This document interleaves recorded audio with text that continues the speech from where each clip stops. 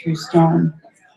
Weave conversation. I came here for lessons in survival. Can't you see this? It is plain. This place as dark and thick as Holbein, uncompromising as continents. I stand in the northern face windows where Rembrandt paints still. I can see the attraction of ghosts in Amsterdam, the city extreme with its cobbled canals, barren brambles, not yet sporting green. Bruised thunderclouds behind me creep into an unsuspecting sky, so high it reminds me how small and young things can seem. This medieval city tells me how long I've been living the wrong place, the wrong time. Upon waking in Amsterdam, the feeling of dread returns. My life restructured without protest. In sleep, my dreams run away, slip away, as if morphed into a map of being lost. I'm left groundless in airplanes, scribbling hieroglyphics, capturing words, messages, mid-flight, cross-Atlantic. See how windy, white, and cold to the bone is this failure. And the second poem is Color Theory. Knowing is an rapid and mercurial as we have vapors that scrape overhead the dazzling whiteness, haze, and confusion.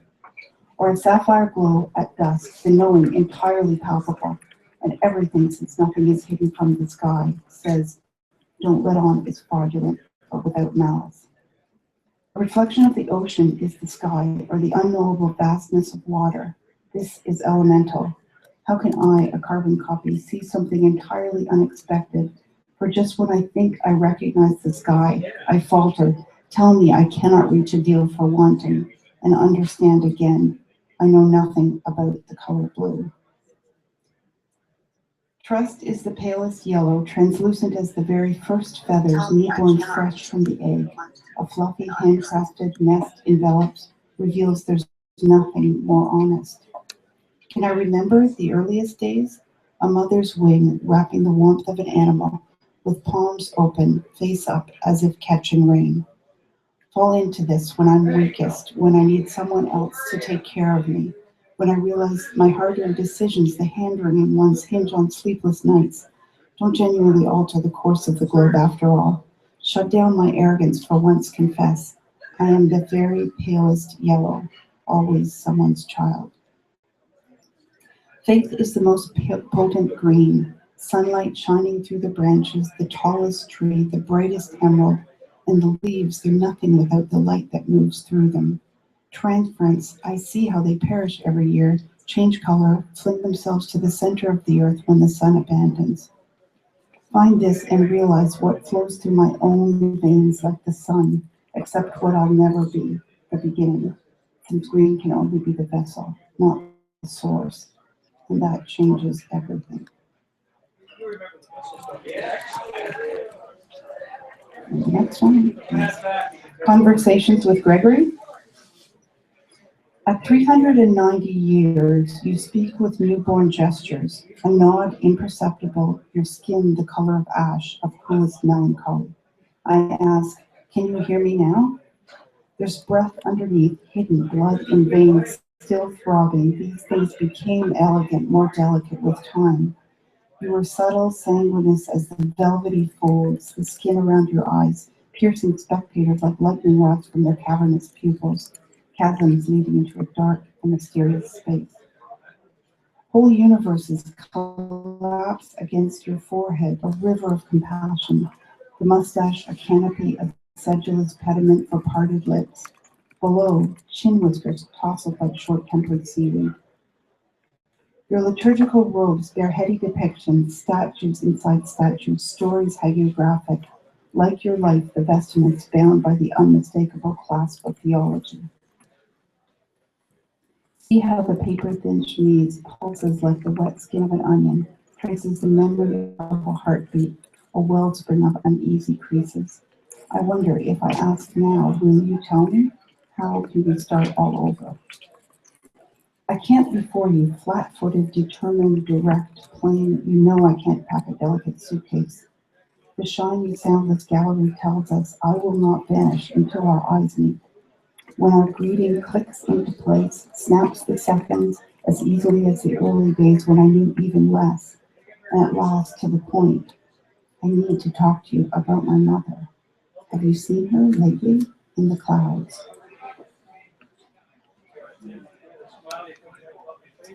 And change for David Milne. When you close your eyes to face the sun, chin up, the radiance, the redness, your blood vessels, and the heat of the day, say there's no time here. Save August 1921. It's not in the corner, it's etched into the middle, left of center, floating in the sea. I stand facing the sketch for quite some time, an attic that seems a carbon copy of ours the day we moved in. These are black and whites, like negatives, meticulous, each brushstroke, executed exquisite, on a stark white wall, mounted cream-colored frames, identical rows. Pale floor of blonde wood, rays of light stream into the gallery. Honey-stained beams of wood stretch, bend upwards like the ribs of a great whale. There's a newness, it makes me want to cry. Sometimes I forget she would not have seen this. But each time I come here, I'm not alone. Something's happening, like an underground stream. We're moving in a pack, a pod. There are thousands. It is feasible to be one and many, here and gone. But now and then, I spend more than half my life with the ones who have left. Here, it's different. There's a collective like the whiteness of the sun. I sit on a caramel-colored chair in the mail room, wondering, the light streaming in, felt buried, shy at first, then gathered momentum. There's a change sweeping through. The first hint of spring, the suggestion hovers on a child and old woman so tired of being so sad. I can still feel what it was like to be very, very young, when the day unfolded like a clear blue sky, an empty highway, the smell of fresh air, the idea there are people nearby whose affection is eternal.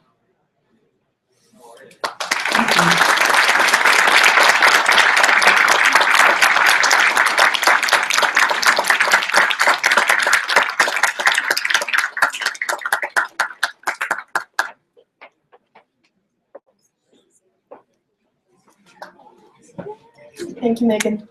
Next up, we have Geza Tetralier. Geza Tetralier was born in Budapest, Hungary, and escaped with his family in 1956, the year of the Hungarian Revolution, immigrating to Canada. Geza is truly a man of all trades. He was selected as a Rhodes Scholar, attending Oxford University, and in 1976, he actually represented Canada as a fencer in the Olympic Games in Montreal. He's the author of 3 novels, Twisted Reasons, For the Children, and Cello's Tears. The Expo Affair is a narrative memoir of Geza's time working as a host at the Ontario Pavilion at Expo 70 in Osaka, Japan. It's a fascinating tale. While there, Geza is approached by 3 Czechoslovakian women, hostesses who want to defect to Canada. And the story that follows is an exposition on his efforts to make this come true. I won't say much else, but I will just read a little part of a review that Timothy Niederman wrote for the Ottawa Review of Books about the Expo Affair, and he writes, the descriptions and dialogue Tetralier has set down create a convincing atmosphere. He does not embellish with extraneous history or analysis, but lets the story unfold naturally. Tetralier gives us a very personal and affecting window on the confusion and desperation of the Cold War era. With that, let's invite the author to the stage. Please welcome Geza Tetralier.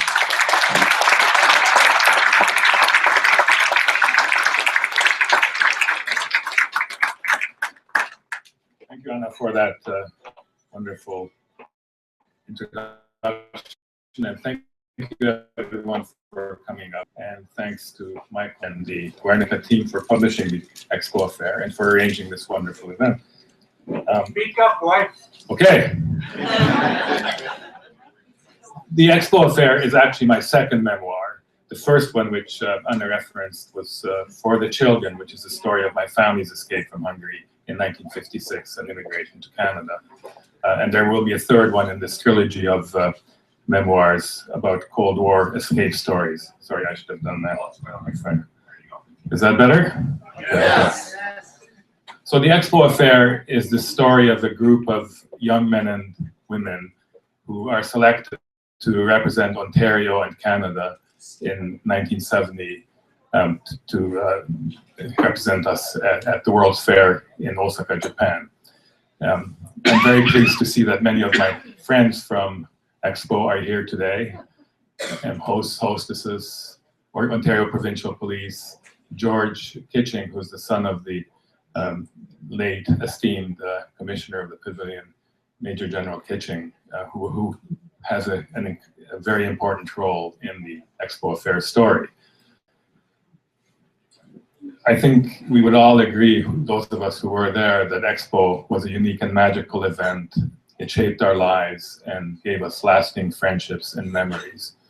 I would first like to read an excerpt from the foreword of the book, just to set the stage. It is important to remember the context of time and space. Let's see if I can get this. The story starts in 1968, but unfolds mainly in the first half of 1970.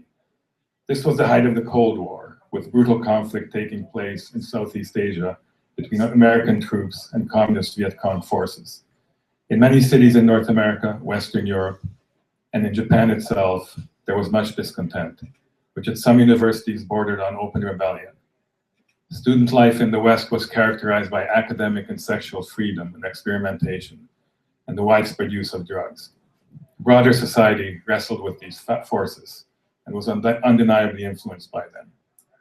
The events that led up to and the massacre at Kent State happened at exactly the same time as Expo on the other side of the world.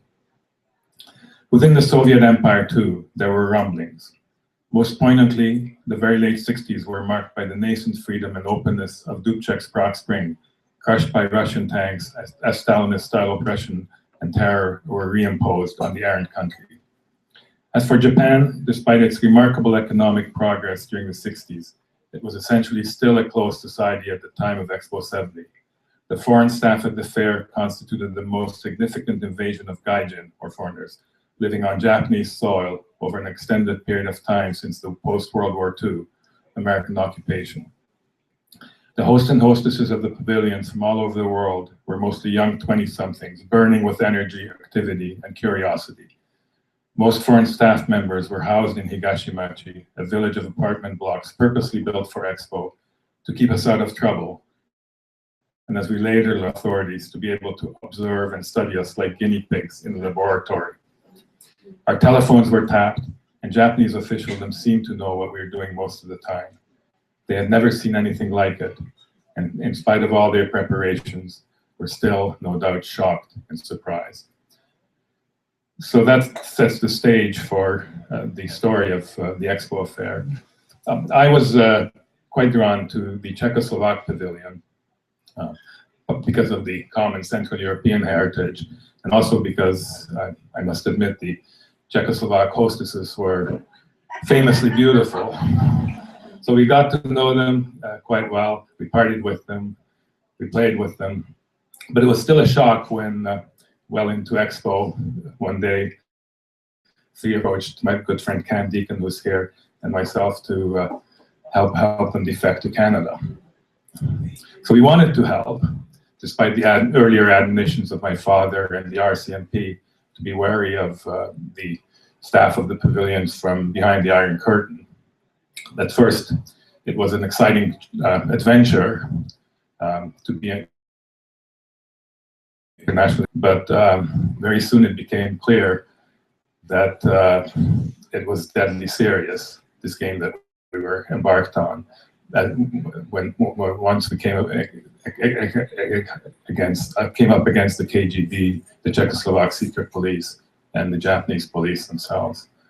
I'd like to read the next little bit, which I think will capture the atmosphere of Carnival on the one hand, and the gravity of the situation we were facing on the other. And several of my other friends play a role in this here. It's right here. My next shift was with Mal in front of the cinema, but I could not get my mind off the girls. We just had to make this work somehow. Zuzana and Helena and Emma could not go back to Czechoslovakia. I was oblivious to the Japanese who were starting to assemble. It was Rob Noble coming to replace Mal, who finally knocked me out of my reverie. Hey, Boyovich! He was affecting a Russian accent again. I had lunch with friends in Cuban Pavilion. From the way he was going on, I judged that the Havana Club must have been flowing quite freely. Friends tell me some Ontario hosts, really CIA agents. KGB tell them so, it's true. Whatever you say, Nobes, I could not help laughing. Rob pulled sunglasses out of his pocket, looked around furtively, put them on with a flourish, turned his collar up, hunched down, looked around again, screwed up his nose, and ducked out of sight. So, ne, amari. The Japanese found Nob's antics very amusing and responded with smiles and giggles. Henna gaijin desu ne, I said, trying to apologize for him. This only brought on more guffaws from the audience. Excuse the Japanese there. Along the way, we set up several meetings with the girls to report to them of the progress we were making with the arrangements, trying to help them defect. And the next little excerpt is about one of those meetings. That evening, Cam and I waited for Zuzana, Helena, and Emma in the deserted schoolyard halfway between Expo and Higashimachi. We sat side by side in the dark on the edge of the sandbox. Where the hell are they? Cam asked, looking at his watch. They may have had trouble getting away unnoticed. We waited in silence. I picked up a handful of sand and let the cool, moist grains run through my fingers. Cam stood up and kicked a stone toward the wall of the school building. Here, this must be them, finally, I said, relieved, peering into the darkness as three shapes materialized. Cam rushed over to the low gate and grabbed Helena by the hand. This way, come, we're over here. We settled back on the rim of the sandbox. I sensed more than saw that Zuzana was sat right next to me. I was not able to come away earlier, Zuzana said, her voice revealing her anxiety. Jan and two others from the restaurant came over to talk to Tanya. I finally told them I had to go out for some air. You weren't followed, I asked, peering out into the darkness from where their silhouettes had first appeared. No, I'm sure, she nudged closer to me. We don't have any news from Ottawa. Cam turned to business. But no news is good news, we hope. We're also trying other avenues. I tried to give the girls more hope, but one has fallen through, unfortunately. Yes, an Australian friend. Shh, what is that noise? Zuzana, agitated, interrupted Cam. Motorcycles. Cam, who had one, recognized the vroom from far away. They're coming closer, Emma said, standing up scared. We better go or hide. Helena frantically looked around for a hiding place. Shh, no need to panic, Cam said quietly. As the words came out of his mouth, the vroom became a loud roar, and two motorcycles sped into the yard from behind the school building. Before we could react, they pulled up on either side of the sandbox. The motorcyclists revved the engines several more times before turning them off. It was only when one of them dismounted to approach us and took his helmet off that we recognized the police uniform. Thank you, and I hope you enjoyed the Expo Affair.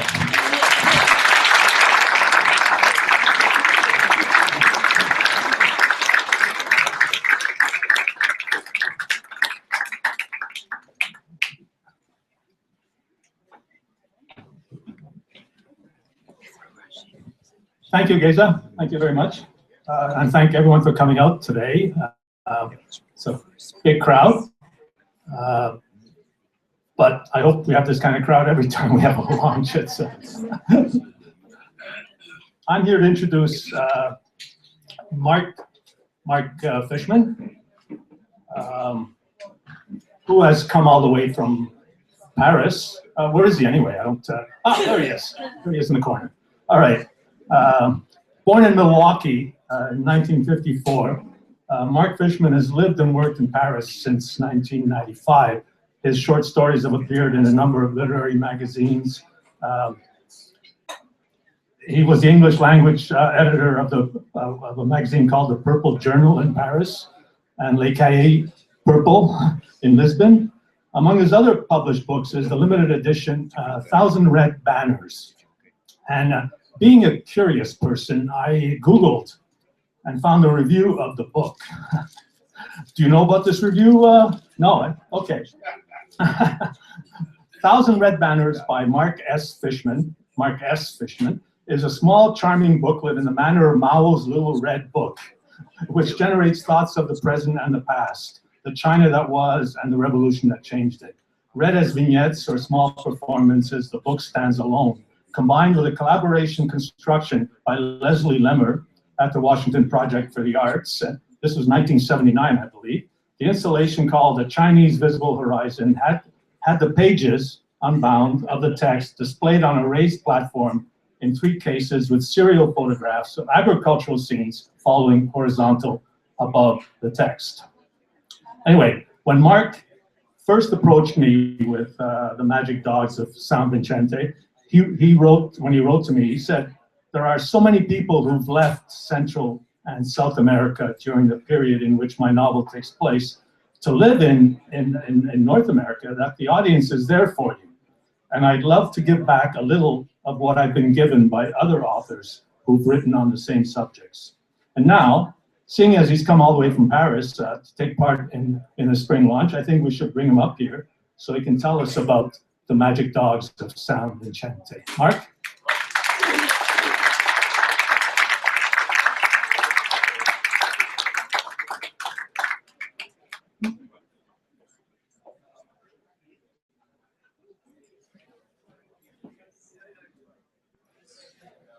Good evening, and thank you, Michael, very much, and everyone who's helped make this book possible. There are a lot of people who are involved in it. There's not much I can say about the book that hasn't been said, in that it reflects the struggle of a pair of brothers who have faced something that frightens them terribly, and with this fear have decided at last to find a sort of spiritual but concrete solution to what this problem is, which in fact I think is their long-lasting fear, having been tortured, and fear is fear, what can I say?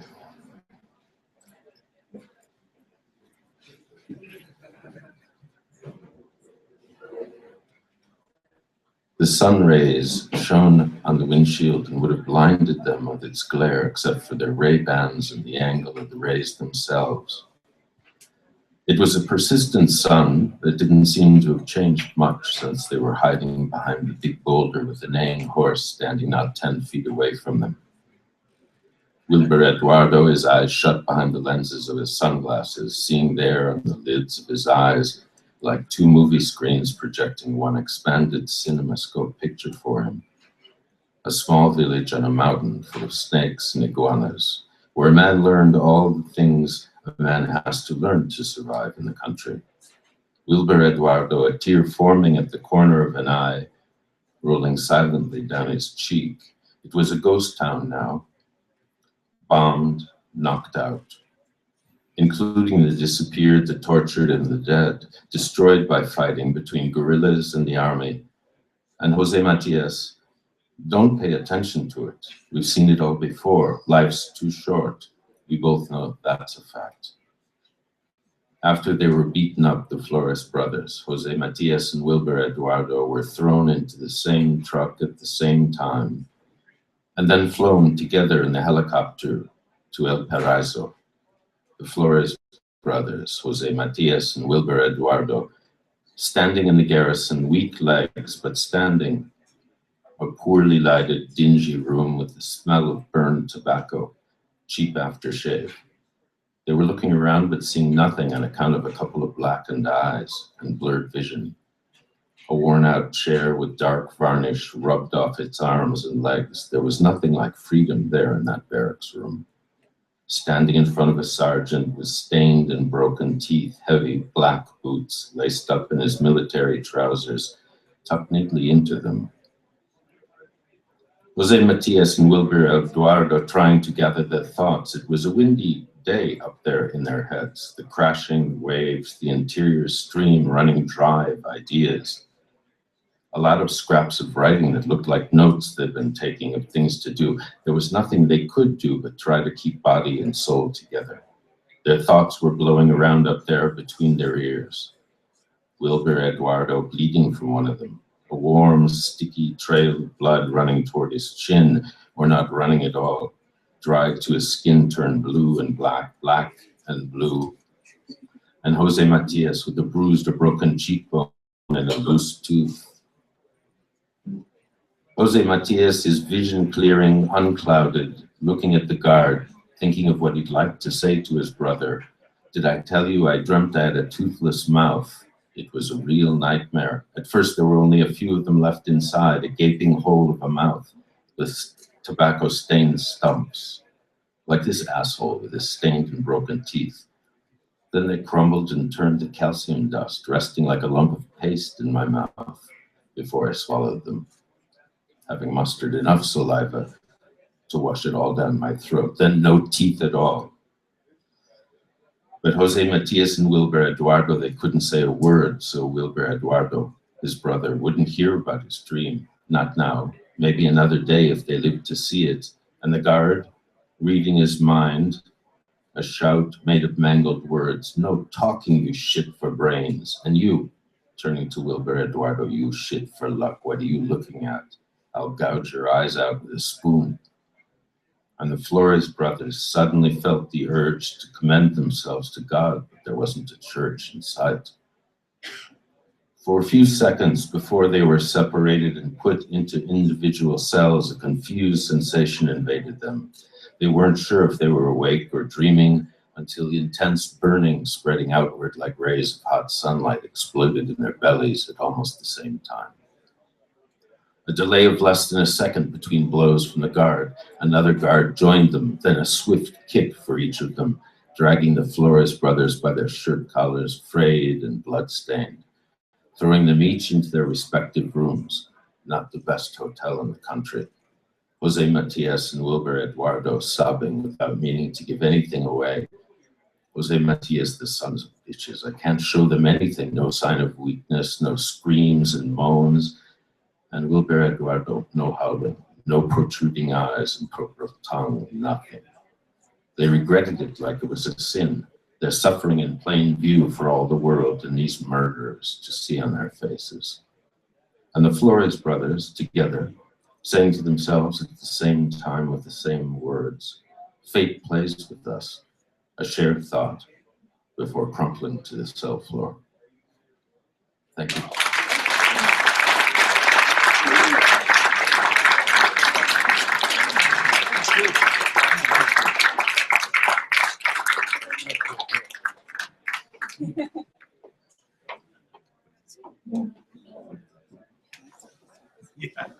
Okay, everyone, we're about halfway through, so we're going to take a quick break, about 10 to 15 minutes. We'll be coming around soon with some delicious refreshments.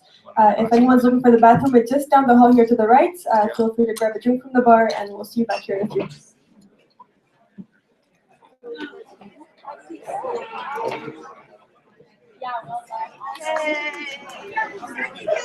And it's over.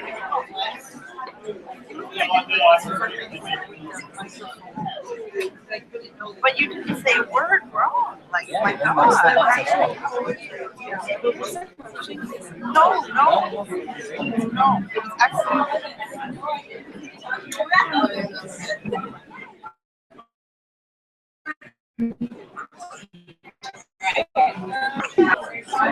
Yeah. You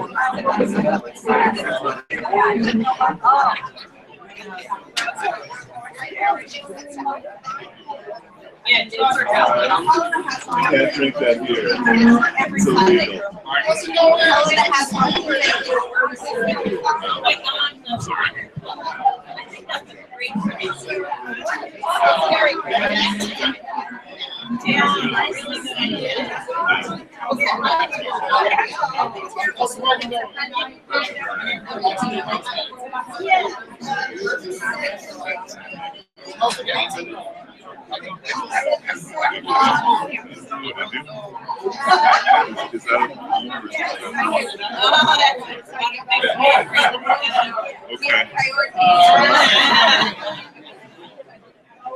See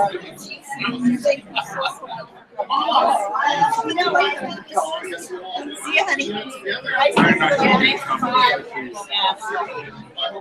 Hi there. How are you? I thought we missed them. Oh, you missed it. I do. Are you loving that?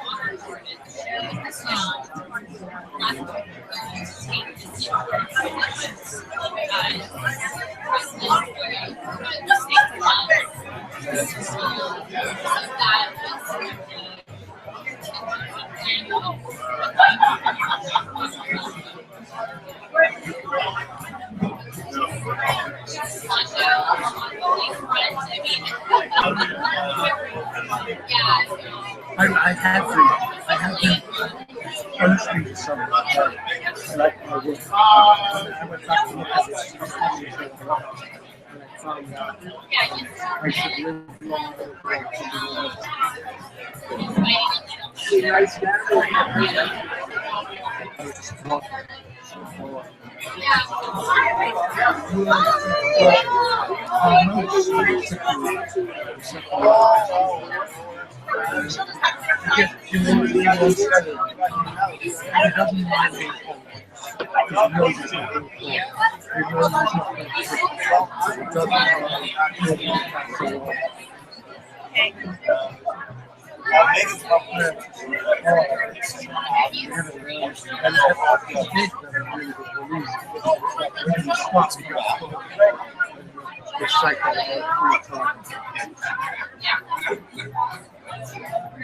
So I hope you like it.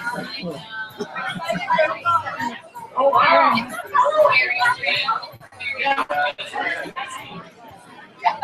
Oh, you don't have to look at that. Look at that with the light. Oh, yeah, boy, that would be great. Fantastic. Yeah. And then the sticks. Yeah, no, I've Oh,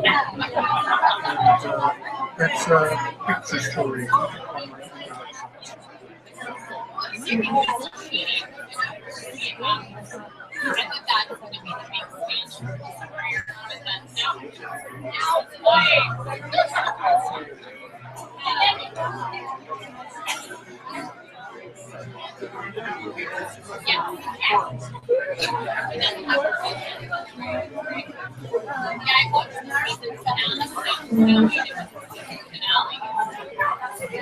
Sorry. I thought about it now.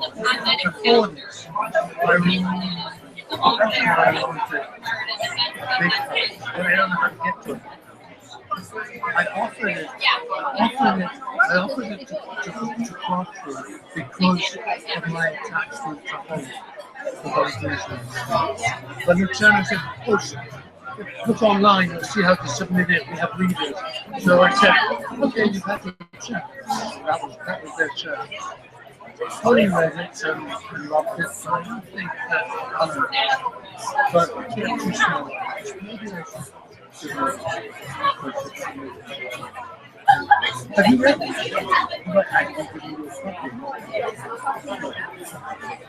I just had to go to the laptop just then I got started and keep it going. But yeah, this is pretty live right now. The whole world can skip things right now. Yeah, it's pretty cool. I don't know, but like it's a good thing to start doing, you know. Like, once people get into the habit. It's nice to add some slides just by going here. Put out another screen. Add so you can check out the live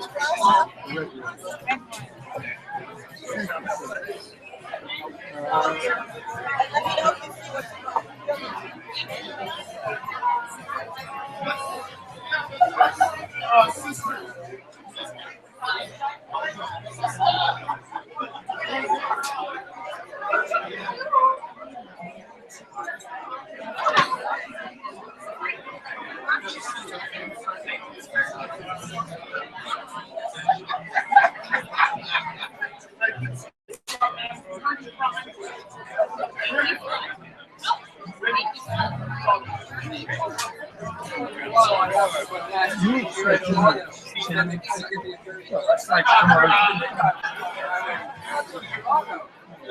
So, this is the most interesting and exciting story I read. And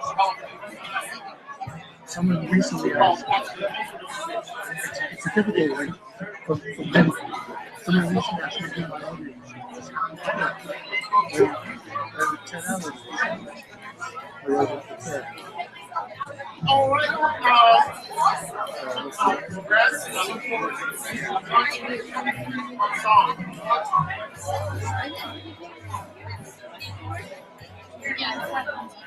I got no room, but also I was at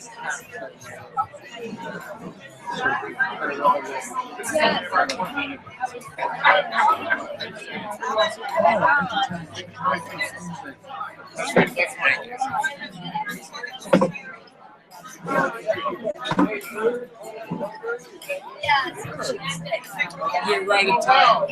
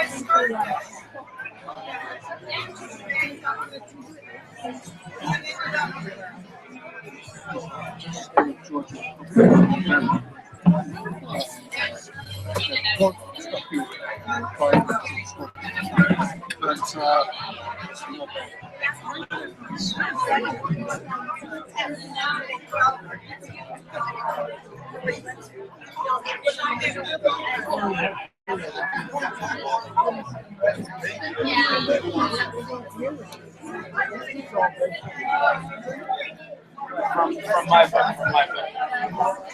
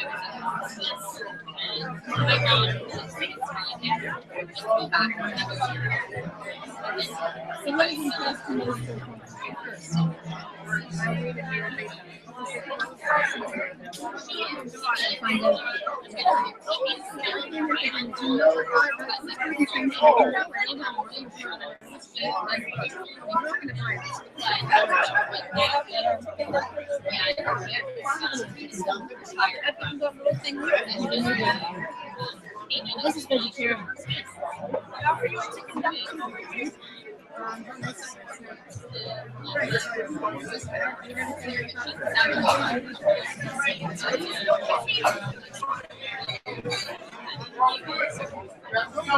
I would continue. I'd be.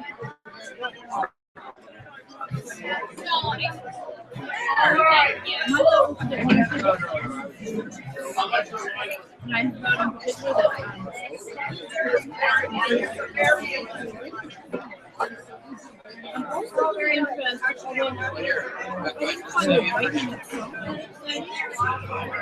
Just in there for everybody. I said just in there for everybody.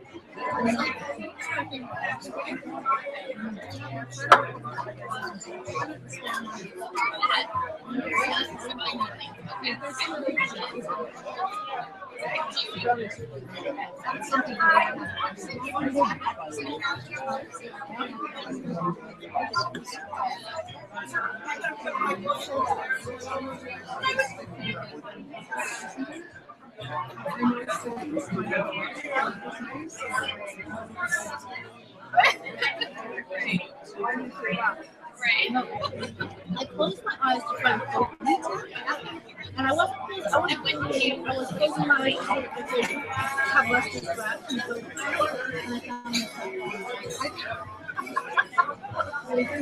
and I found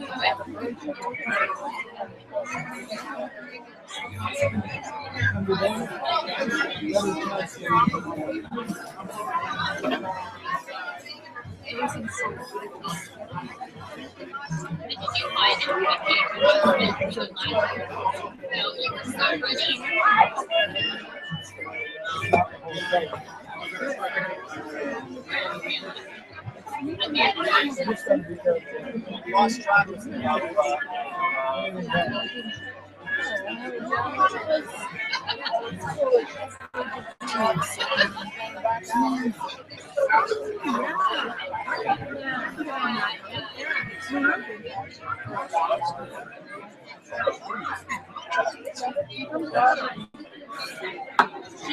she totally agrees with you.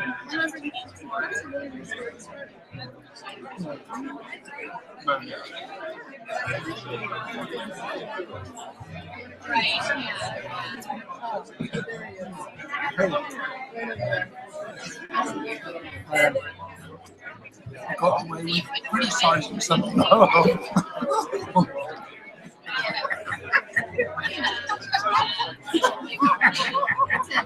Yeah, it was so naughty.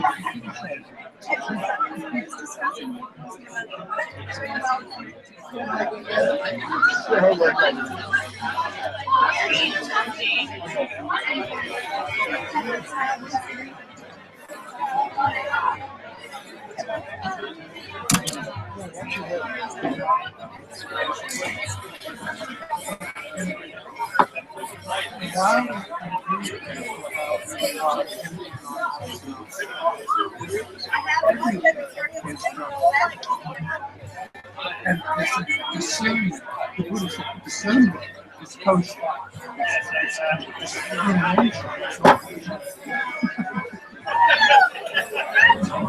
Discrimination separates you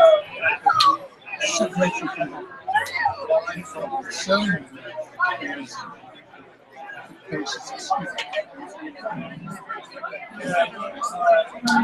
You just have to try and look for it, be aware of.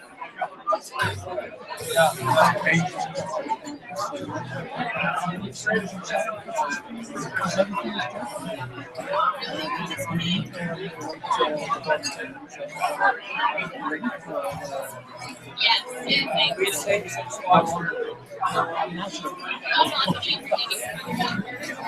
I going to go on that? That's cool.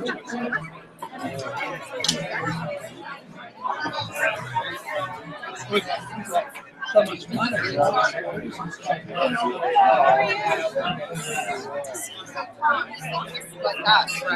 It's like really thick and small. It's like crazy. I don't even get this. Even Maryland.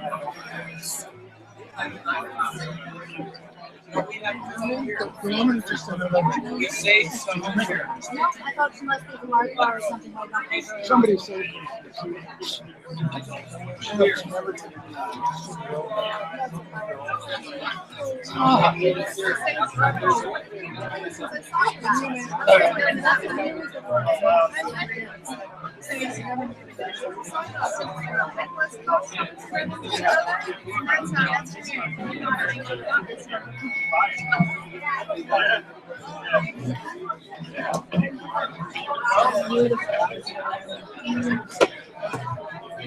I love this thing.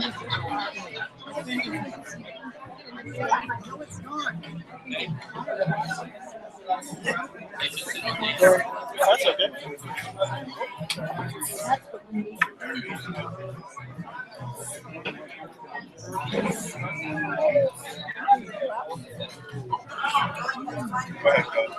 Go ahead, so we'll see you at the next game.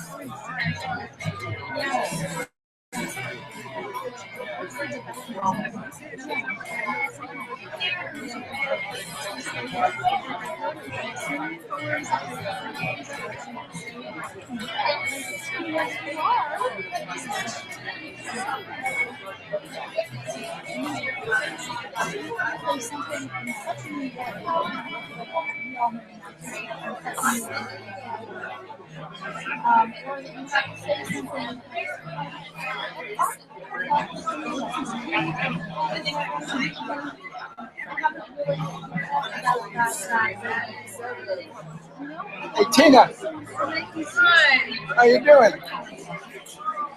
Susan. Tina. So long. Did he make you come with him? No, I came after.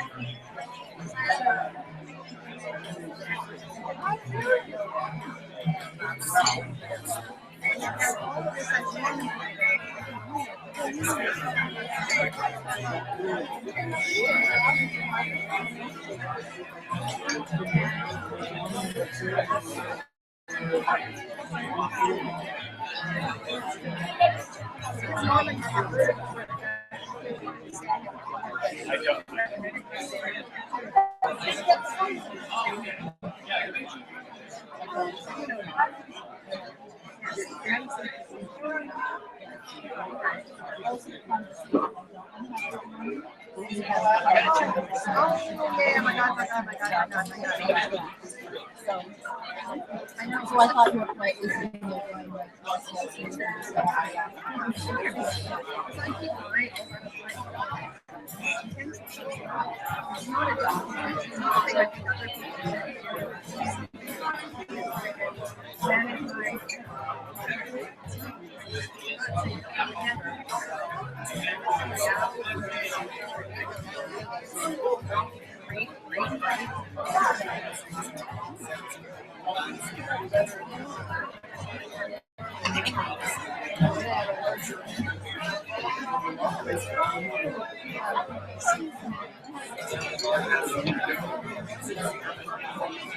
I want to write down what you said because I think it's so important.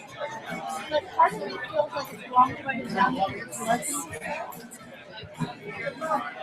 Something hard to want to write down that I think is just watching. Now, you should be writing this down, right? And so I don't want to like have a good long conversation. I'm ready for that. Yeah.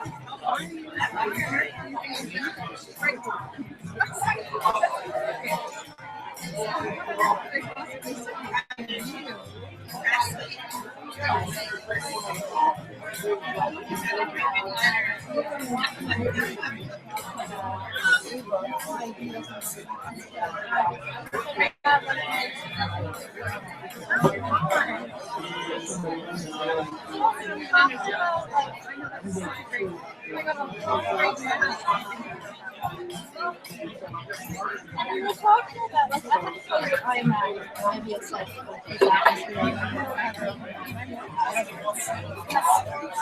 when we were talking about, like, you know, I want to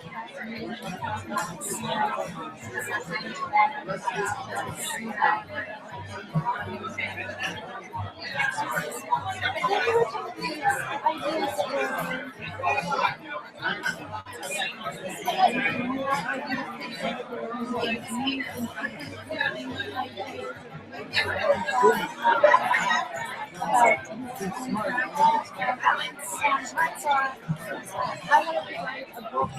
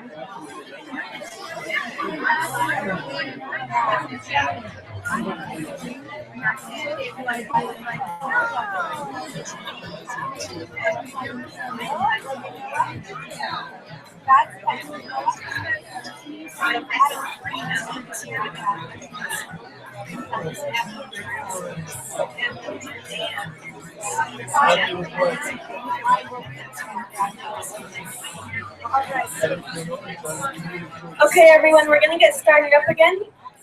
If you want to find a seat, make yourself comfortable. Just a quick note about books.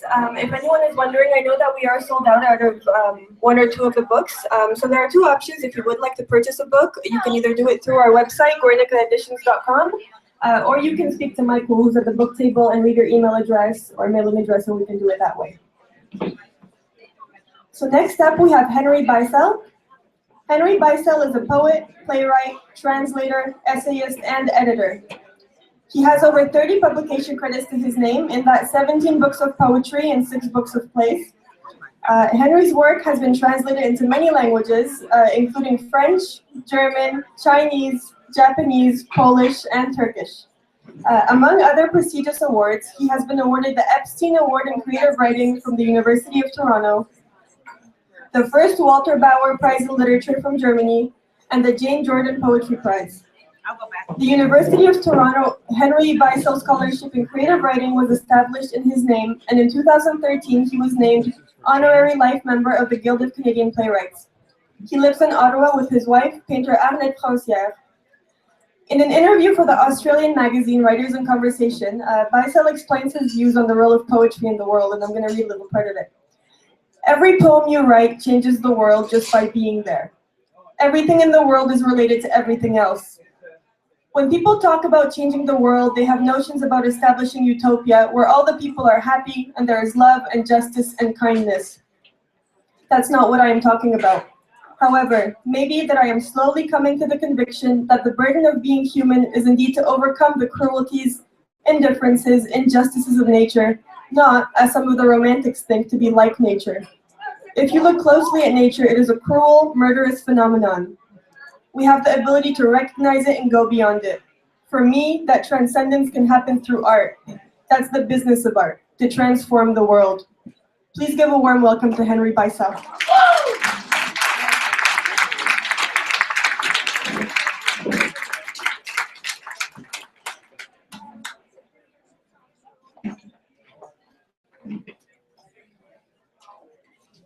Thank you, Anna, for this excessively enthusiastic introduction that I can't live up to. Thank you, Michael, for publishing the poems. Thank you, sweetheart, Arlette, my wife, who has picked these poems from a pile of poems. Without her, this book wouldn't have come about. She has also provided the cover for it, because she is a painter. I have only 10 minutes, and I'm told that at the end of those 10 minutes, there'll be a gunfire to stop me. And I need that to be stopped. I wondered how to communicate such a variety of poetry, it's 150 pages in 10 minutes. And I just made my life easy. I shall read the first and the last poem in the selection. And if I have, and I'm looking at my watch, it's 5:05, if I have a minute left, I'll take one out of the middle. The first poem is called Through the Rain's Eyes. Both the first and the last poem, by the way, are located in Eastern Ontario. My wife and I lived for 35 years in a bush, 100 acres of bush, and as a setting, you will see that that's important. Through the Rain's Eyes. I have watched the news and walked down the lane into the forest, where the rain's voice is still green as August.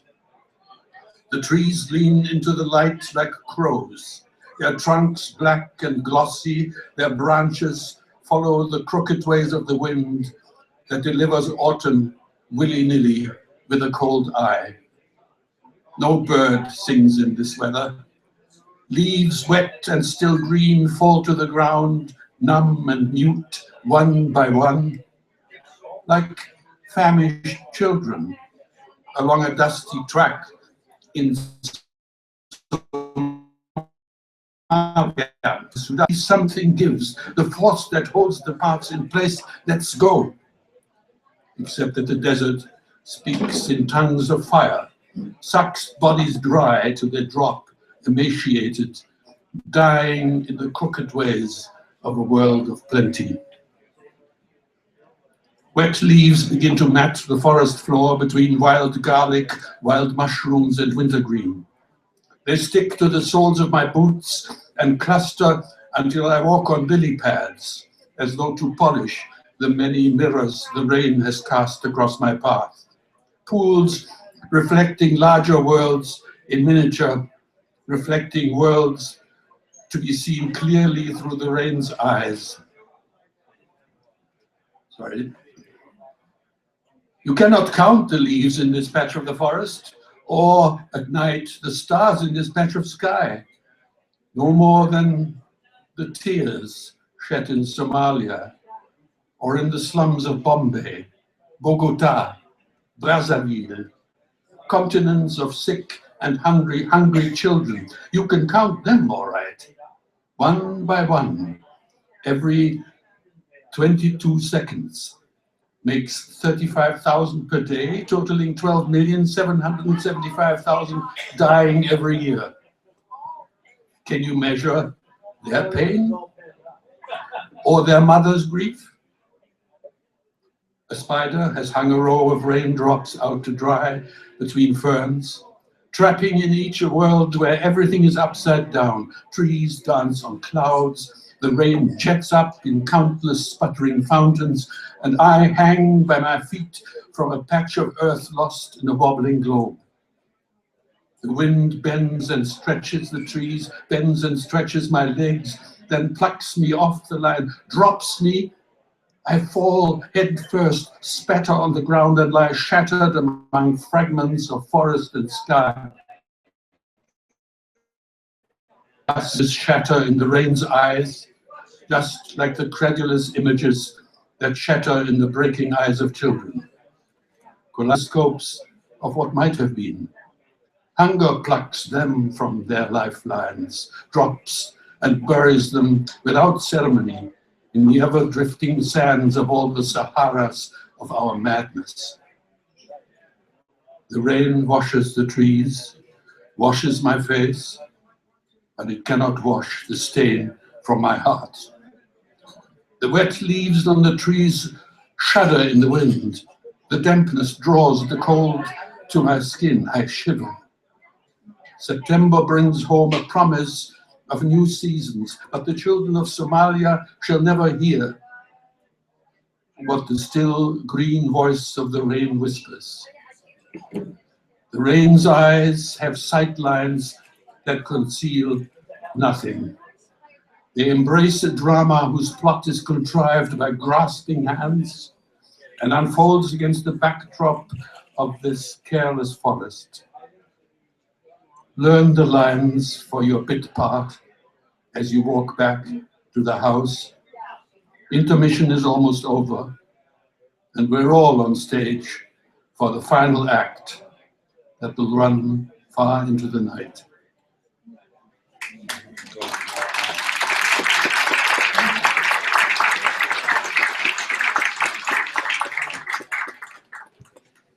The last one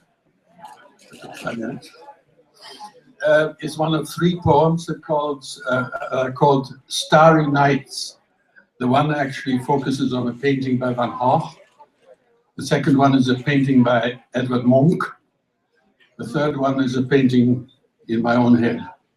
And that's the one I'm going to read. Because we forget that poets, in a way, poetry is the essence of all art. Because the poet paints pictures, the poet makes music, and the poet has to do something else, which the painter is spared doing. But I won't waste time on my 10 minutes by commenting on what poetry is all about. It's a temptation difficult to resist. This is called Ayurama 1997. Ayurama is the name I gave to the place. I built the house with my own hand in the forest. It's an Inuit word that means fate. I thought it was my fate to end my life there, but I'm now living in Ottawa. But there is something about this poem that I thought might be a fitting conclusion, because we arrived in Toronto last night, driving up from Ottawa, and there are no skies left in Toronto. Just whatever it is, the reflections of all this ridiculous stuff that we try to sell each other, plus. Light pollution to me is as serious as a lot of other pollution, but that's my take of it. There's nothing like looking at a sky, a clear sky, when there's no other lights. You begin to sense something of the mystery that is at the heart of our being here at all. Ayurama, 1997.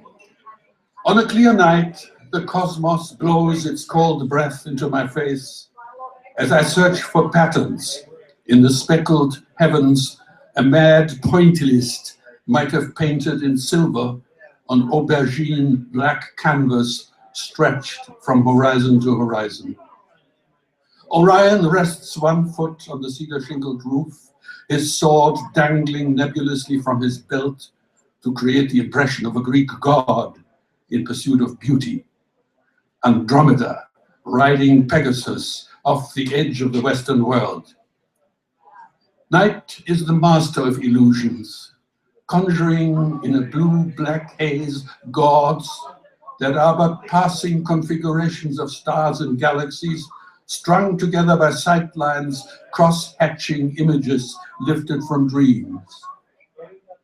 If you refuse to be deceived, you are left with black holes, devouring light as irretrievably as whales sweep up diatoms or superstrings that tie the galaxies in knots with threads as invisible as those the daughters of the night spin to weave our fate. The sky speaks in paradigms. You cannot know what you know in this world of whirling worlds, where a thimbleful of matter can weigh more than the moon, and some objects shine brighter than 1 trillion suns. Tonight the stars are sizzling in the sky, their fires cold as space, and I revel in the irrelevancy of being here and now, listening to the light buzz like myriads of stellar flying bugs. Tinier than an atom in a grain of sand, I stand on a speck of dust, lost in many dimensions, and yet I can embrace the universe that knows me not. The bull's eye of Aldebaran is blind, but I can see the Pleiades overhead give birth to new stars and parade their blue giants on the Milky Way. Something inside me unfolds wings angels would envy me for they carry me through nebulae and supernovae, from quarks to quasars in an ever-expanding universe beyond the borders of space-time, even as my own clock winds down the shrinking years. The night is full of memories of the many worlds we inhabit, the tranquility of stars and their terror, the distances that temper their blazing fury which gives us life, and the lightning speed at which we careen ceaselessly with them through interstellar voids. From the unfathomable dark above us to the ultramarine gray stillness through which trees filter all impressions, peace flows and fills our hearts, though we know nothing stands still. All is motion, and motion is all evolution. We are spinning in all directions as we stand still, evolving in the very act of looking at the glittering circles of the sky. Hold me, love. Hold me in a tight embrace, that we may know that we're not alone in this thundering silence. We are such stuff as stars are made of, and must share, for better or for worse, their fate. Let us, love, be their most exquisite consummation.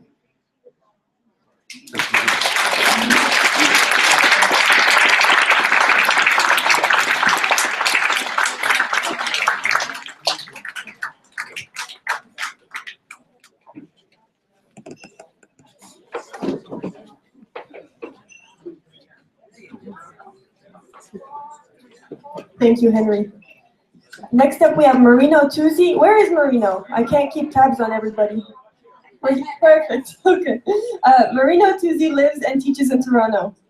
He is the author of The Power of Allegiances, Identity, Culture, and Representational Strategies. As well, along with Howard Dowdy, he served as editor for Discourse and Community, Multidisciplinary Studies of Canadian Culture, and Culture and Difference, Essays on Canadian Society. His newest book, Nino Ricci, Essays on His Works, is a collection of essays which examines the fictional work of Nino Ricci from a variety of perspectives, such as literature, culture, identity, politics, and society. Furthermore, it provides an understanding of Nino Ricci's important contribution to contemporary Canadian fiction and world literature. I know that Nino Ricci himself was able to make it out. I'm not sure if he's still here, but we're very pleased that he was able to make it out to come to the lunch. And now, please welcome Marino Tuzzi.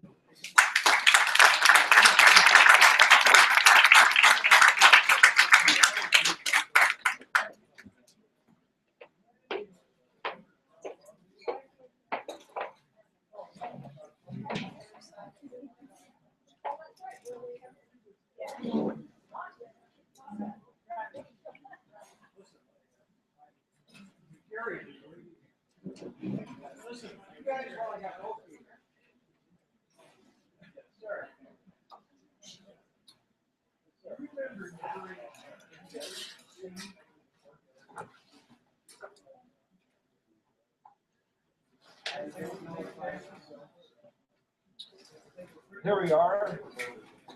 I want to start off by saying that. Louder. Louder? Is that good? We're good? Okay. This book of essay on the novels of Nino Ricci covers the novels that Nino Ricci has written from his first novel, Lives of the Saints, in 1990, to his current book, Sleep, which has gained favorable reviews since its publication in the fall of 2015. The essays in the book explore the particular themes and literary styles of each novel. In the case of Lives of the Saints, the Lives of the Saints trilogy, the essays show how these three novels fit together. All the novels in the book of essays exhibit a considerable range in content and narrative style, and present some recurrent moral and philosophical concerns. In reading this book of essays that covers the development of the writer's fictional work over time, we see an imagined world that is unique in terms of its time and place, and in terms of its characters who face very human challenges. For the reader who is not familiar with a particular novel written by Nino Ricci, the given essay will provide the reader a sort of guidance to understand the content and the message of the novel, hopefully inspiring the reader to read the book. For the reader who has read the novels, the essays in this book will give this reader the opportunity to rethink his or her initial interpretation of the novels and to enhance his or her understanding of the books. The focus of each essay has been to make the presence of each novel, namely its emotional states and its social realities, known to the reader. This book of essays is both a resource for academic and literary study, and it is also a means to expand the reader's understanding of the literary achievement of Nino Ricci as a writer of literary fiction, both at the national and international level. I also want to thank the writers in this book of essays who have exposed the novels of Nino Ricci to a wider public. I also want to thank Michael Morel, his support of essays into the world. Thank you for your attention to this brief presentation.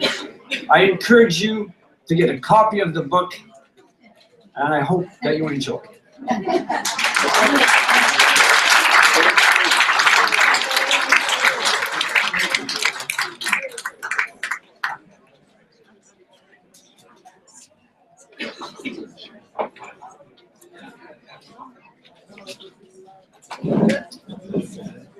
So at this point, I'm actually going to make a very similar request. I am going to introduce Frank G. Paci, but is Frank G. Paci here?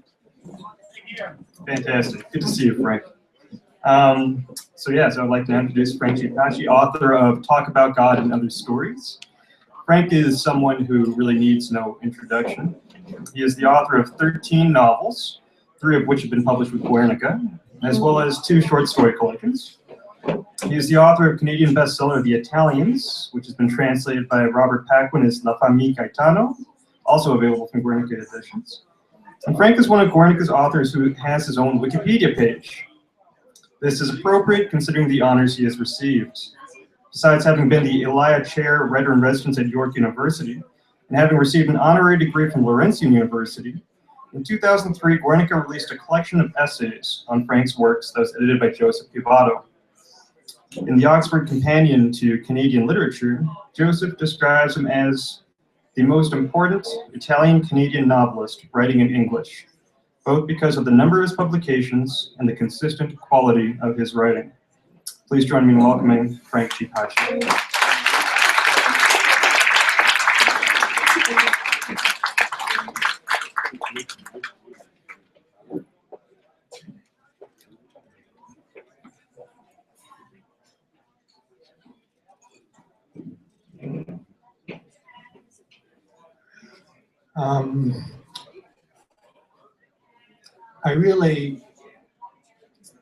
I really can't live up to those words in the flesh. Each day, first of all, I'd like to congratulate the authors who are presenting their work today, and especially the poets who can come up here and read from their work in an impassioned way, a very impassioned way. And that helps. That helps the poor, lowly prose writers like me.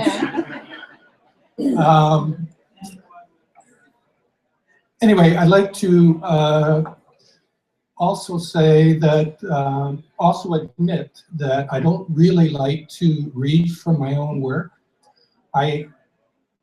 Each day I sit down in my sanctuary in the basement. I write in silence. My words come to me in silence, and I'm just not a performer. So I brought my assistant, my son, who's actually going to do some of the reading. But I just like to introduce the stories a bit. Talk About God is a collection of 8 stories. Some of them are serious, some of them are not so serious. For example, the first one, Reading Boot Camp, is about young recruits at an actual Marine-like boot camp who go through basic training in order to become an elite cadre of readers. My experience as a teacher, I taught school for a long time, and I know that literacy is slipping year by year. And here's where the poets come in. I think the impassioned poet, there's more than one. And I think there's one out there who has, he might have his finger on some of the politicians in our country. I'm not sure if that's the case, but it could be the case. I'm speaking about Mr. Clark, of course. Anyway, it's up to the poets to be as impassioned, not only to be poets, but I think we need some prophets nowadays to get back to the sanctity of the word. Anyway, Reading Boot Camp is the first one. The lead story, Talk About God, is about an atheist who's an academic. He has a near-death experience, and that experience makes him reevaluate his life. There's also a story, these stories are for every taste. There's also a story about a celebrity chef who has his own TV cooking show, and he uses the show to reconnect with his family because he cooks meals for his family. Now, if some of you know anything about the Food Network, there was a chef, it's sort of based on this guy, Michael Smith. I don't know if you've ever heard of him. But anyway, he uses his technique, his prowess as a chef to connect with his, but he has trouble with his teenage son, who's not enamored of his cooking. And very briefly, let's see here. There's also, okay, I'm going to be quick. There's also a story about these 4 adults who are down and outers who spend all their time going to movies. Anyway, I present Mark. He's going to read a couple of stories. Thanks, Pop. I'm going to be brief. I'm going to try and be.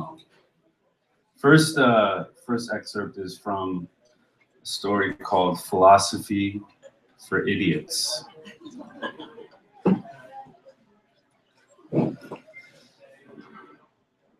If you're here, then I'll have to infer you're idiots. Take heart, however. I'm probably the greatest idiot of all. At this late stage in my life, I'm not certain of anything. I don't know who I really am. I don't know how we know. I'm not even sure if there's a real world out there in front of me, or if I merely perceive it that way. The only thing I can say with assurance is that I'm alive. And since I'm alive, I will die. But what comes after death, I don't know. And if there's a fate worse than death, that I don't know either. And since I have the burning curiosity of an impartial inquirer, I ask a lot of questions. I can see today we have a small class. 4 other idiots, unless my eyes are deceiving me. The number of idiots must be dwindling year by year. If this were a credit course, it would be canceled immediately. If this were a credit course, I probably wouldn't be more of an idiot than I am. If this were a credit course, you wouldn't be idiots. But who knows? Maybe I'm wrong. Young man in the first row, identify yourself. Well, that's a tough question, Professor. My driver's license and birth certificate and credit cards give my name, but I think it's a little more complicated than that. Well, you wouldn't be here if you weren't. Let's start with a name. Aaron? Aaron, tell us if you're an idiot. And the second excerpt is from a story entitled Rousseau's Children. Leo tightened his lips and remained silent. Josh could still stick the knife in, but his skin had been so thickened and hardened over the years that Josh's words hardly penetrated. He wouldn't get into an argument now. After the divorce, he had gone through rough times, days in which he was haunted by the sight and smell of his kids. He could see their faces, feel their warm skin under his, especially little Sophie with her bright eyes and Peach's complexion. Years afterwards, he would amuse himself by imagining how his kids would turn out as teens and young adults. Of course, the reality of the situation would inevitably reassert itself.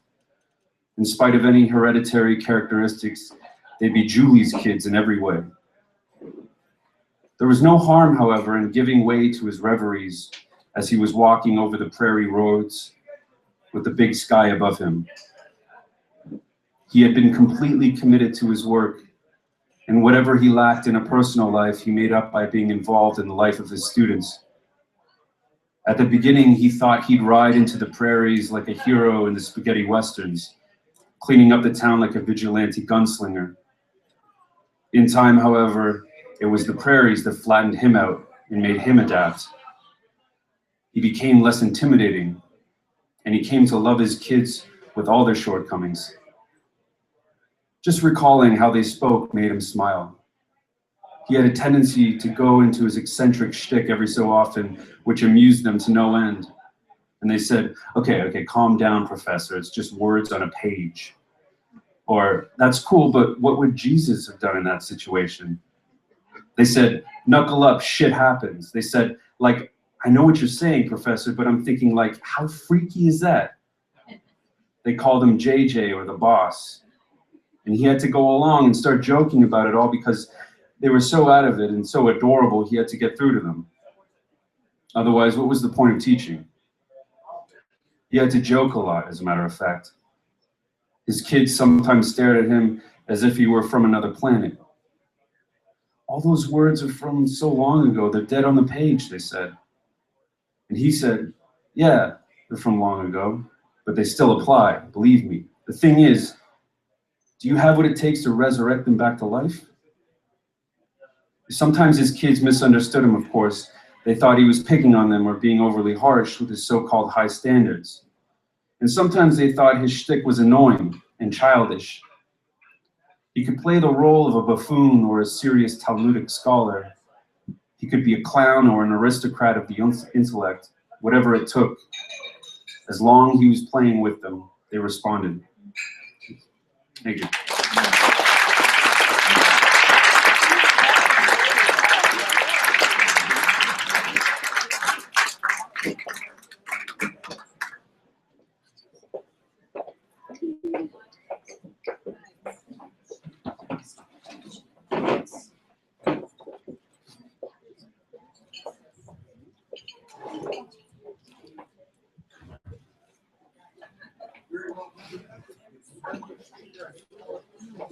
I think I need someone to help me do this.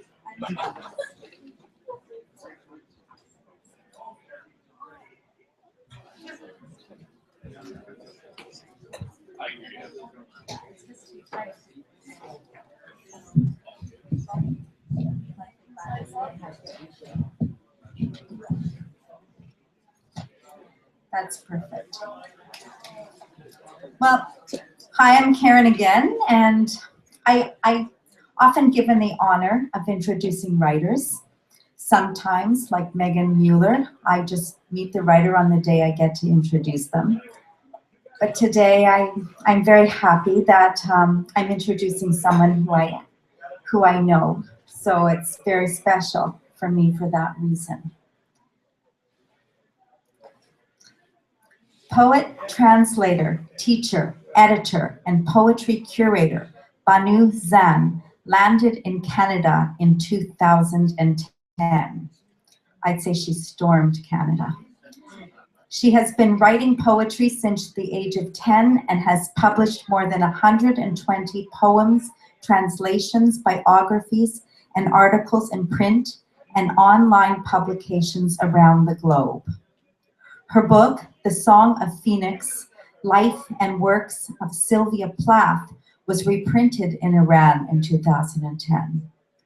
She is the founder of Shab Esher, the most diverse poetry reading and open mic series in Toronto. Banu has also become famous on the Toronto poetry scene, enthralling, I'd say wowing audiences with her dramatic recitations of her poems at almost every poetry venue in town. I am so personally proud to now invite Banu onto the stage for the launch of Songs of Exile, which features poems that she has written since coming here to Canada. Welcome, Banu.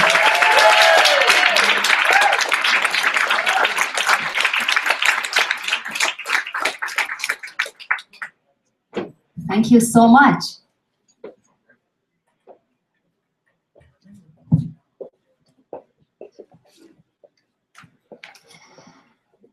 I have many people to thank. Thank you, Karen. Can we get a big round of applause for Michael Mirola? Thank you. Thank you so much.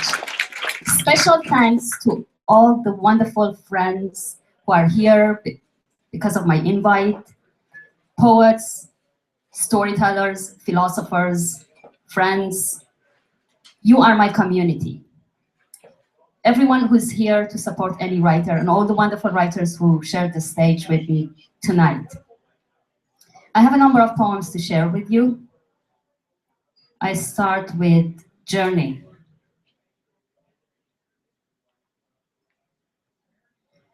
On the way to nowhere, the question crossed my path.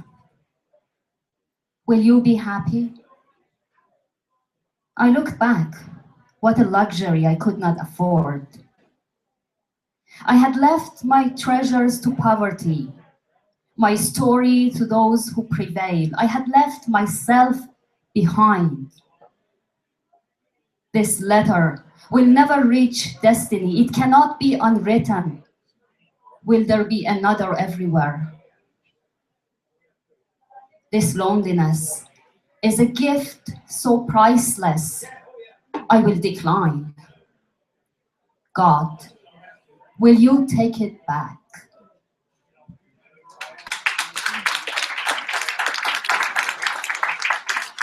Thank you. The second poem is Iran. I am forced, stripped down to a handful of dust, the waves of my hair shorn, hands and feet tied down to Procrustean borders of subjection, my vagina bleeding in explosions of testosterone. I'm witness to my archetypal nightmare, my sons lusting after me in incestuous copulations of power, my daughters offering me to rapists as a scapegoat. I'm alluring to invaders who demand fake orgasmic pleasure in denial of pain, a prostitute smile I cannot afford, thirsting after my dark juices to keep their industrious phalluses going. No one hears me in this gang rape. And when mock trials are staged, I'm called to testify against myself. I'm a terrorist to colonialists. I terrify ugliness with independent beauty. Accused of profanity, I dance lifeless on sacred gallows. Like Tahmineh, I have bedded heroes who have slain the young. Like Jocasta, I have bedded heroes who have slain the old, and this is not my first time. I'm woman with history. You, who stand in line waiting for your turn, you cannot maintain that erection forever.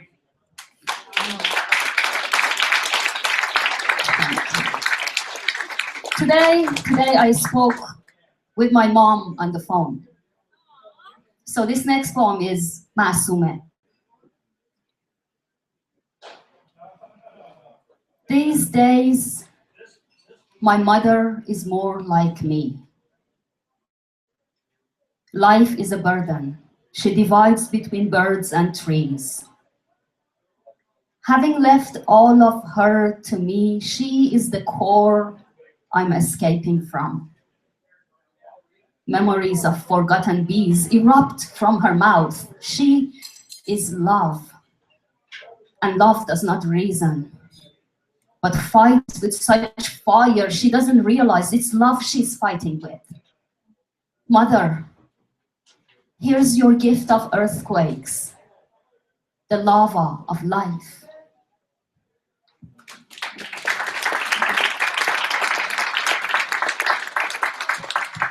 So this next poem, as most of my poems, are about difficult issues, you know. So it's the battle of books.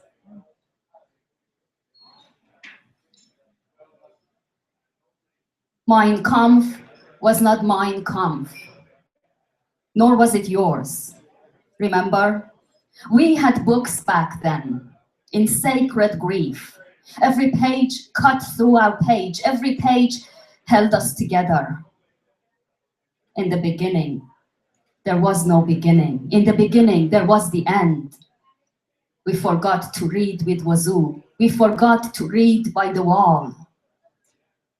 The sea cannot see for the bombs in its eyes. The cloud is no cover for sleep. Birds have lost the right to land. Your book betrays the beginning. Mine betrays the end. No wonder the land is so rich. Blood is the best water. Life is an explosive jacket as I stand between you and broken tablets. Faith was our fall on this land we fight over. This is not henna on our hands. These are not our hands. What is love if it doesn't kill? And don't we love? Jesus was a Jew. Muhammad was a pagan. Moses washed his hands of the line where an eye was for an eye. Who is your God now? Who is mine? Is it books that divide us, or is it us who divide us? We gored in the name of God, the victor and the victim, the author we didn't read. We chanted in our name, Allahu Akbar. God is great. Allahu Akbar. You are greater. Allah greater, greater than struggle, greater than love, greater than greatest books. In the beginning, there was no beginning. Let there be light in the end.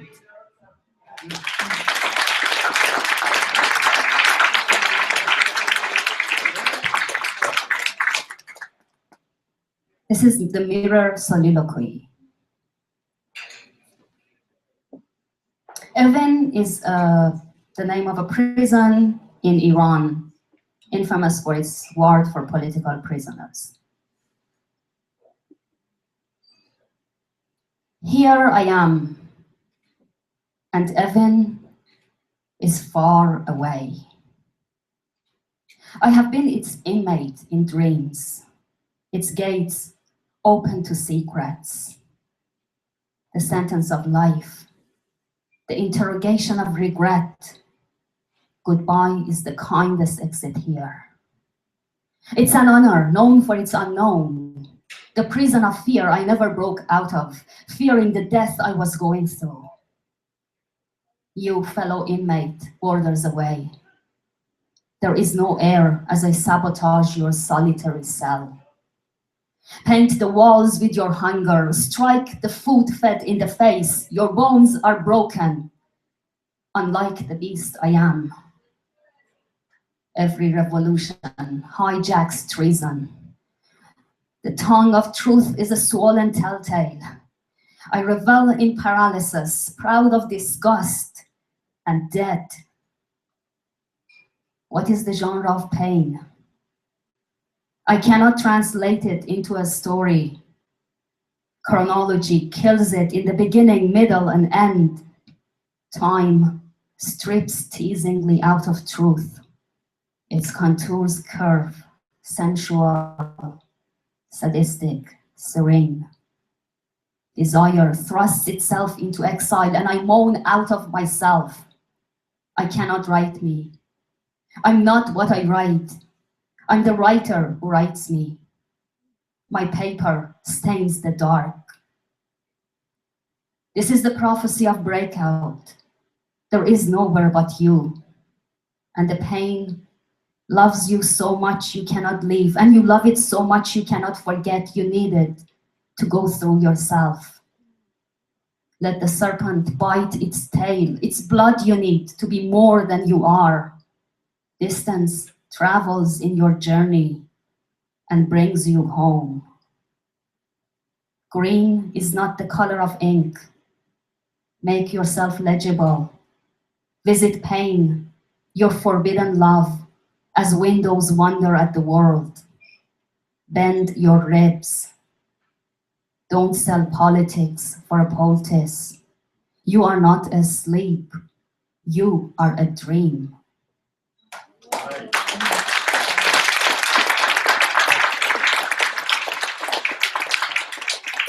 Thank you. I know it's not fashionable to talk about God and stuff, but the last poem I'm going to do is Ibadat, means prayer.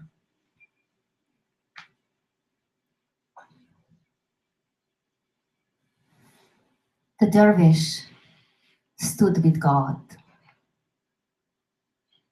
Their hands trembled as they opened their robes. They did not talk of it afterwards. Taboos were stronger than faith. God's womb was the flower of love. Her breasts were revelations, She was everywhere the dervish found herself. She had a body, the dervish had a soul. And that was love in the mirror. The dervish opened God's petals and read her own. She looked out of the mirror and told God, "You are my dervish. I am your God." The forests went down on their knees. God was a river of orgasms. Thank you.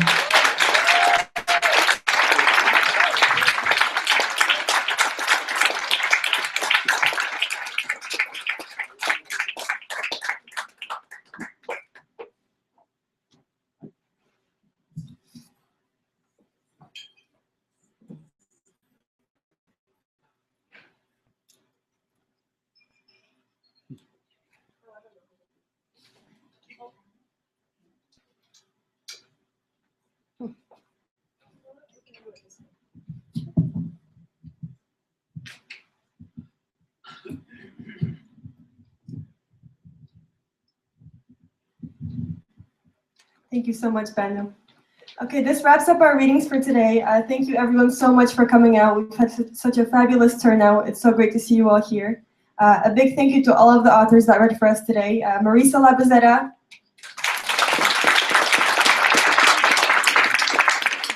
Megan Mueller,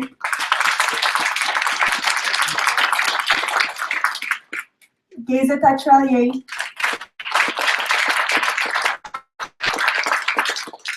Mark Fishman, Matuzi, Frank Paci, Henry Bicel, and Banu Zen.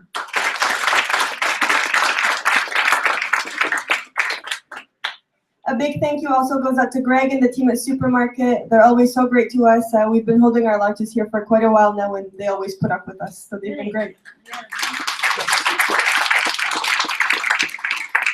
Thank you to Karen for her lovely introductions, for always being such a big help to us, and to Gabriel, not only for his help at the launch here, but also for all the work he does for us with social media, video trailers, and other projects. Thank you, Gabriel.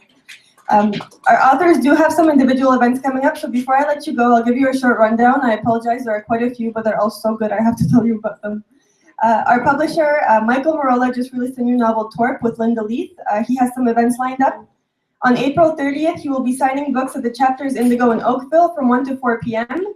And after that, he'll be at a different drummer bookstore in Burlington celebrating Author for Indies. So I encourage you to get out there to have a chat with him, check out his book. On May 3rd, Michael will be holding his Halifax book launch at the Carlton Bar.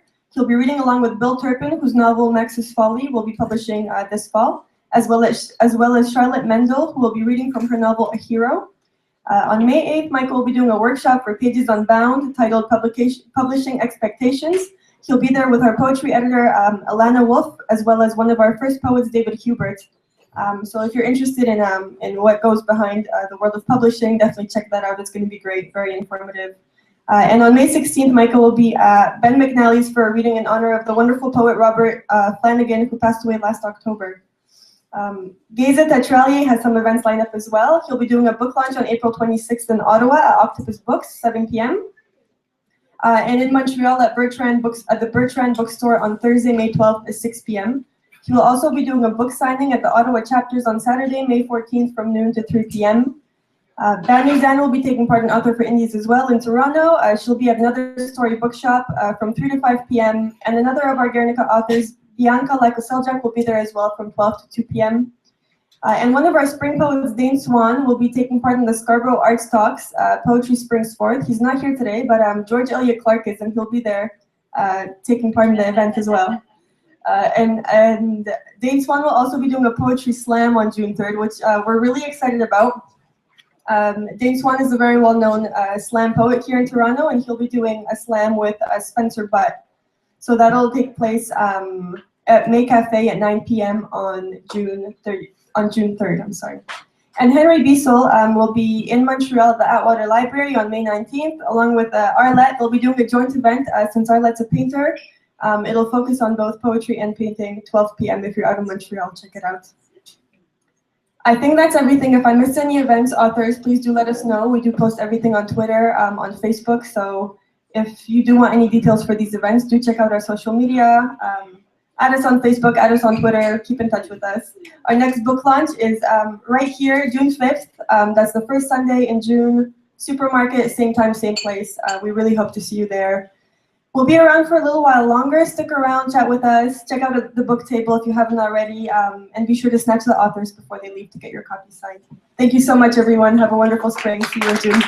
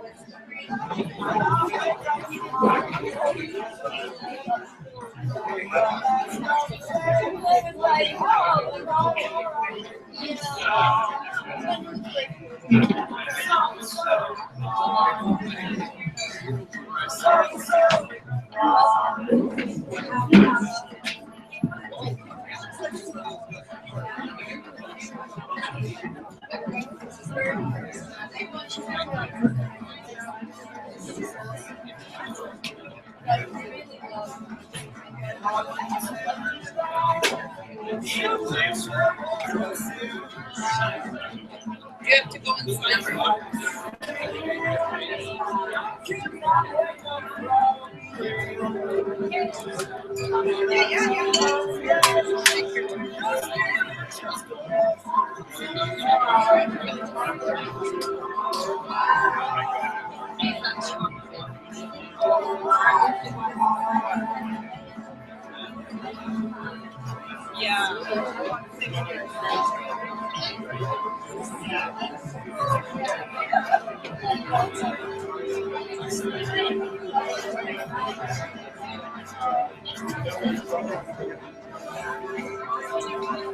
I'm driving Megan back to their place, so you guys can go anytime Tom's there.